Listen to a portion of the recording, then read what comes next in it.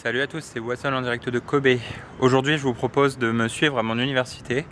Je vais vous présenter donc vite fait mon université, mais aussi ma journée type à l'université de Kobe.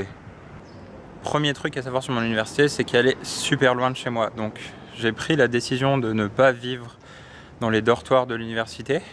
Et du coup, j'habite dans un petit appart. En gros, c'est à une demi-heure de marche de l'université. Et l'université, elle est tout en haut de la montagne. Du coup, ça grimpe pas mal. Voilà, là, il est presque 11 h du matin. Je suis un peu à la bourre. Et il fait déjà super chaud. Il fait déjà une trentaine de degrés. Heureusement pour moi, le ciel est gris. J'espère juste qu'il va pas pleuvoir. Petite pause en chemin pour vous montrer le supermarché où je fais mes courses d'habitude. Donc, il fait à peu près la taille d'un Carrefour Market, au moins, sur 3 étages. La petite particularité, c'est qu'il est ouvert 24 h sur 24, 7 jours sur 7. J'essaie de vous faire des petits arrêts sympas. Donc là, c'est la rivière Togakawa, avec des petits parcs sur les côtés. Voilà, donc aujourd'hui, ça rend pas super bien parce qu'il fait gris. Mais d'ordinaire, c'est vraiment très joli, très mignon. Et il y a souvent des Japonais donc, qui viennent faire des pique-niques sur les berges ou quoi, voilà. Derrière moi, c'est l'entrée de l'université de Kobe. Je suis presque arrivé, ça y est. Si vous regardez, il y a encore une pente assez monstrueuse à franchir. C'est la dernière épreuve pour bien t'achever quand tu arrives à l'université. Voilà, le bruit que vous entendez derrière, c'est juste des cigales. En ce moment, elles font un bruit fou. Cette fois, ça y est, je suis arrivé en haut. Je suis arrivé à l'université. Comme j'ai bien chaud, je vais aller au 7-Eleven pour m'acheter une petite boisson. Alors pour ceux qui ne savent pas, le 7-Eleven c'est un konbini. Au Japon il y en a plein des konbini, il y a plusieurs marques. 7-Eleven, Lawson, Family Mart par exemple. Et les konbini c'est juste des petits supermarchés, des supérettes ouverts 24 h sur 24, 7 jours sur 7, dans lesquels tu peux du coup faire des courses pour te dépanner. Tu peux retirer de l'argent, acheter du tabac, acheter de l'alcool, payer tes factures. Tu peux payer même des trucs que tu as acheté en ligne. Par exemple, l'autre jour, j'étais sur le site d'Air France et pour payer un billet d'Air France, donc je crois 1200 €, quelque chose comme ça, il y avait l'option payer au konbini. Donc tu arrives en liquide au konbini avec ta facture et tu payes ça, quoi. On est devant le 7-Eleven et je vais aller m'acheter une boisson.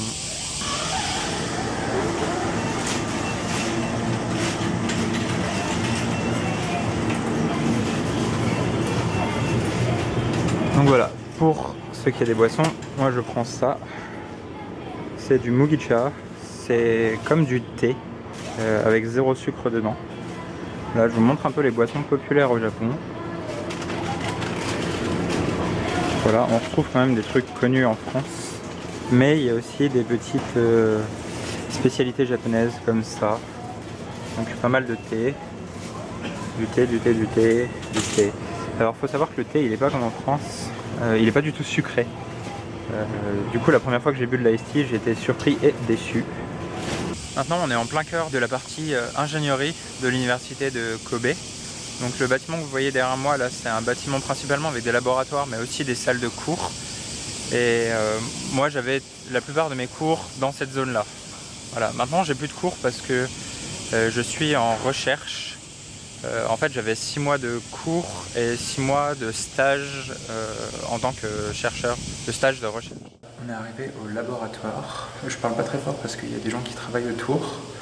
Je vais vous faire visiter un petit peu. Cette première porte ici, c'est le bureau de mon professeur, le professeur Usui, que vous avez peut-être déjà vu dans ma dernière vidéo. Ensuite, donc on a pas mal de salles communes, de trucs comme ça. Et enfin on arrive dans mon laboratoire. Donc il faut enlever les chaussures parce que c'est le Japon. Donc là aujourd'hui il n'y a personne, mais d'habitude dites-vous que on peut être, je crois qu'on est 15 élèves dedans, et c'est là que je travaille, que je fais ma recherche. Comme j'en ai parlé un peu tout à l'heure quand je vous ai présenté l'université, il faut savoir que les étudiants japonais, en fait, ils n'ont pas du tout le même parcours que moi. Moi, vous savez, j'ai fait un semestre de cours et un semestre de recherche. Les étudiants japonais, ils ne font pas ça chaque semestre. En fait, ils ont un mélange de cours et de recherche. je dirais que c'est à peu près 60% de cours, 40% de recherche. Pour faire cette recherche, les étudiants en fait ils sont tous membres dans le laboratoire. Donc si vous avez vu ma dernière vidéo, les personnes qui sont avec moi au karaoké et au beer garden, c'est les membres en fait du laboratoire. Pour choisir le laboratoire, les étudiants en fait ils font en fonction de leur goût, des sujets qui les intéressent. Chaque laboratoire a un peu une thématique principale et les étudiants vont choisir le laboratoire en fait grâce à cette thématique. Ce qui fait que normalement, dans chaque laboratoire, vous avez des étudiants qui partagent les mêmes goûts ou au moins les mêmes centres d'intérêt pour ce qui est de la recherche. La thématique de mon laboratoire, c'est la simulation des plasmas dans l'espace. Du coup, la plupart des étudiants en fait, qui sont dans le laboratoire, ils sont intéressés par l'espace. Une petite anecdote rigolote à ce sujet d'ailleurs, c'est que l'étudiant qui est assis juste à côté de moi, il s'appelle Uko, et son nom, ça veut dire voyage dans l'espace. Donc il était plus ou moins prédestiné pour aller dans ce laboratoire. Aujourd'hui par exemple, il n'y a personne dans le laboratoire parce que les horaires sont tout à fait libres en fait. Les étudiants viennent quand ils veulent pour faire leur recherche.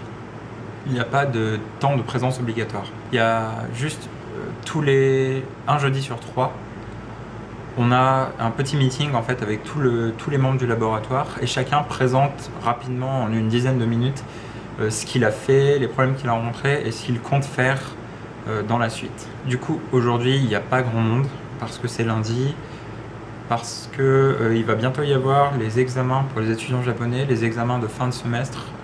Du coup, ils sont pour la plupart en train de réviser. Après, il y en a aussi en fait qui viennent plus tard parce que là, on est le matin. Mais il y en a qui viennent à partir de 16h et qui vont rester au laboratoire jusqu'à 22h en fait. On a tous une carte pour ouvrir le laboratoire, pour ouvrir le bâtiment. Du coup, on peut venir à l'heure qu'on veut, quand on veut.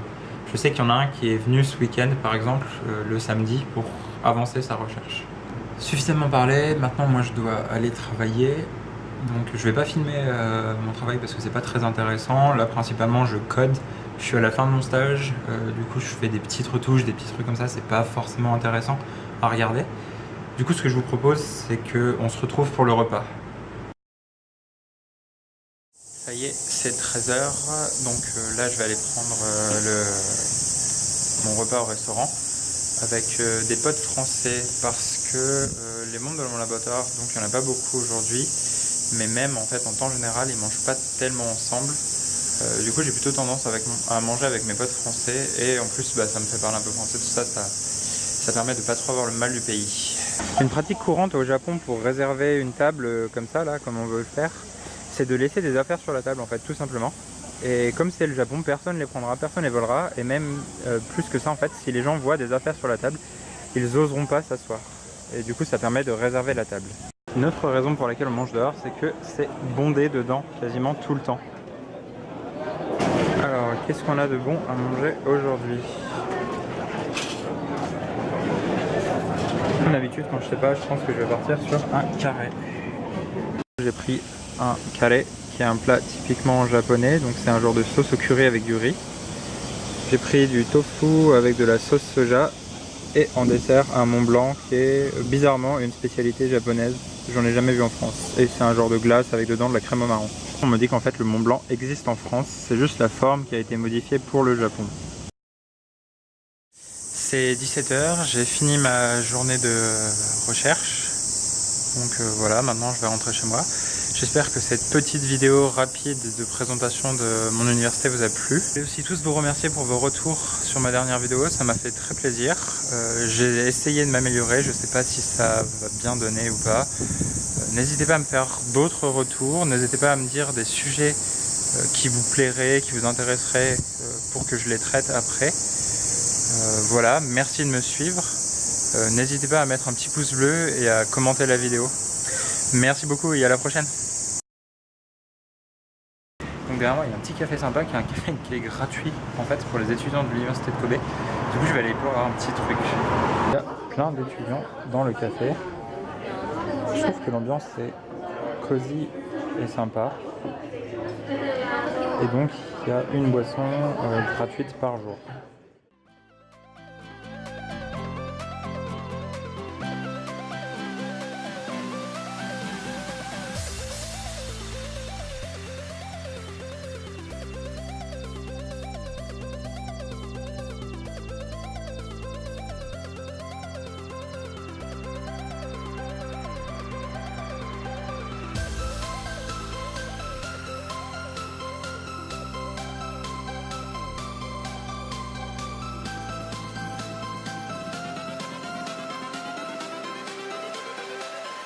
changes.